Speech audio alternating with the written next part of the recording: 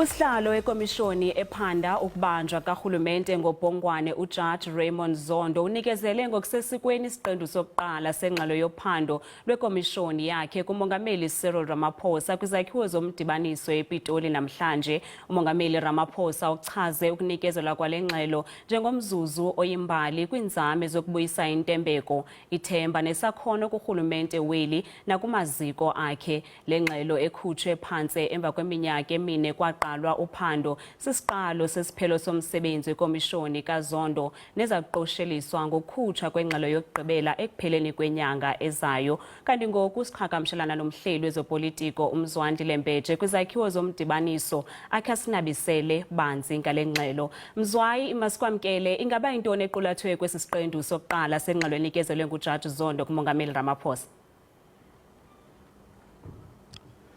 Sibingelele Lisa nakubabukeli nebala selizwela lofika ke lolu suku lapho umehluleli omkhulu ujaji Zondo aye anikezele ngombiko kumongameli. Uzokhumbula ukuthi lo mbiko uzohlukanisa izihlandla ezintathu. Namhlanje bekuwumbiko wokuqala. Yini na ingoba mukhulu kakhulu lo mbiko azonikezela umongameli uthe akawehlukaniseke.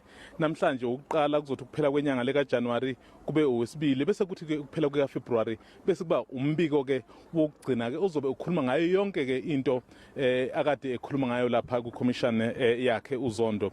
Lo mbiko namhlanje ke Lisa ubugxile kakhulu odabeni lwe-SAA ukuthi ngabe mhlambe makuziwa kulolu daba lokubanjwa kwamandla ku-SAA kwenzeka kanjani, kuphinde futhi kube udaba lwe-newspaper leyo yamaguphu okuthiwa i-New Age, nayo futhi kuzophinde ke kubheke ukuthi ke ngabe ukukhangisa yayithola izinto ngendlela yini. Bese kuthi okwesithathu kubheke ne-SARS. Uzokhumbula ke ukuthi kwaba nezinkulumo mayelana nokuthi udaba lwe-SARS ngabe lalihamba kanjani ke. Umbiko wokuqala ke loyo obuthulwe ujaji Zondo uthule kumongameli Ramaphosa namhlanje. Mzwayi, umongameli uthembise ngokuyinikezela kuluntu lengxelo. Ingaba singayilindela nini seloluntu?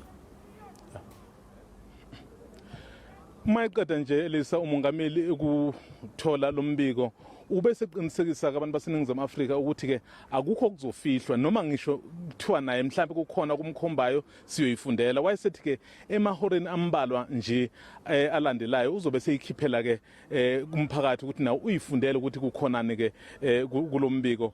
Silindeleke ukuthi ngempela kwenzeke njalo.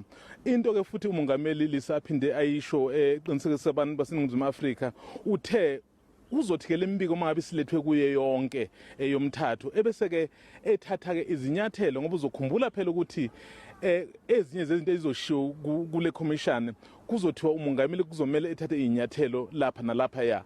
Abantu baseningizimu Afrika ke bazolindela ukubona ukuthi uma ngabe isithuliwe ke umhla wokuphela kaFebruary yini ezoyenza.